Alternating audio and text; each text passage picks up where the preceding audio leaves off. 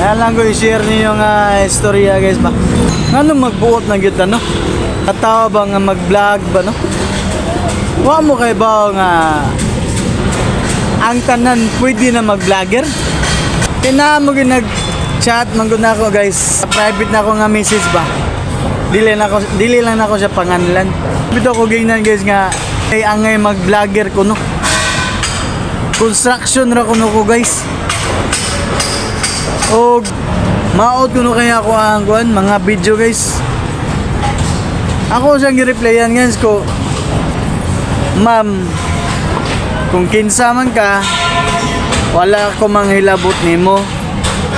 Kahit diri sa social media, kita ang tanan pwede na ta mag-vlogger. Kaya naa sa Facebook ang kwarta. Tinuod ma'am, construction ra ko ma'am, pero ayaw po di daw ng akong trabaho ma'am. Kay gumika na mo ma'am, mga construction worker, dako kay mig nakatabang ninyo ma'am. Kana yung balay, sa nakita na ko sa imong video, konkreto man gani na. Nindot kay mong balay ma'am, pero kami mga construction worker ang nagtrabaho na ma'am ay mong balay. Og dili gumika na mo ma'am, dili ka makapuyo ingon ana ka nindot kahamugaway. Swerte lang karon ma'am kay naa kay kwarta. Si ma'am murag OFW siya, pero tawugon di ka og bayani karon ma'am.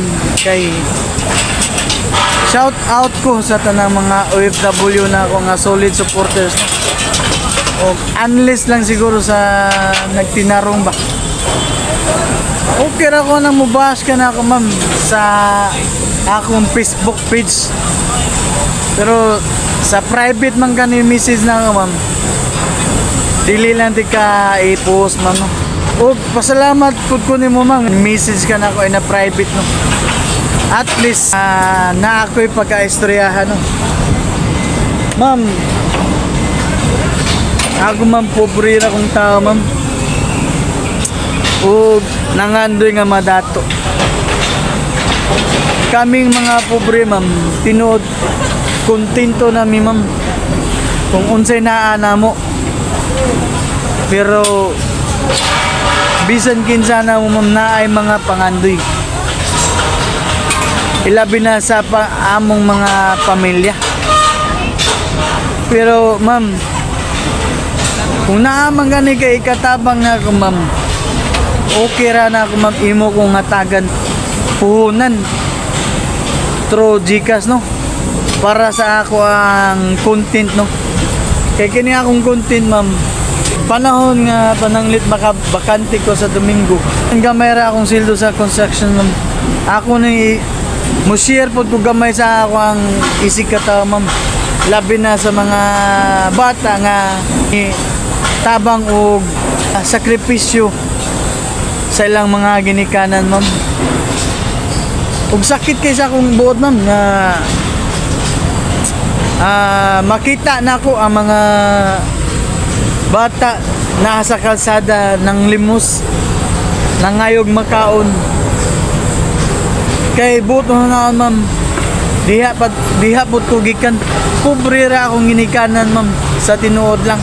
Kung kinsa man gani ka ma'am, dili na lang di ka panganlan. Hinaot nga makita nimo akong video, maabot ni nimo, o ginaot nga madutlan ka. Ma'am, ning kalibutan na ma'am, tao ra ta. Naa kay right mo judge ma'am, pero una naag makadaghan ma'am, wala tagi panganak ning kalibutan na ma'am nga dato na daan.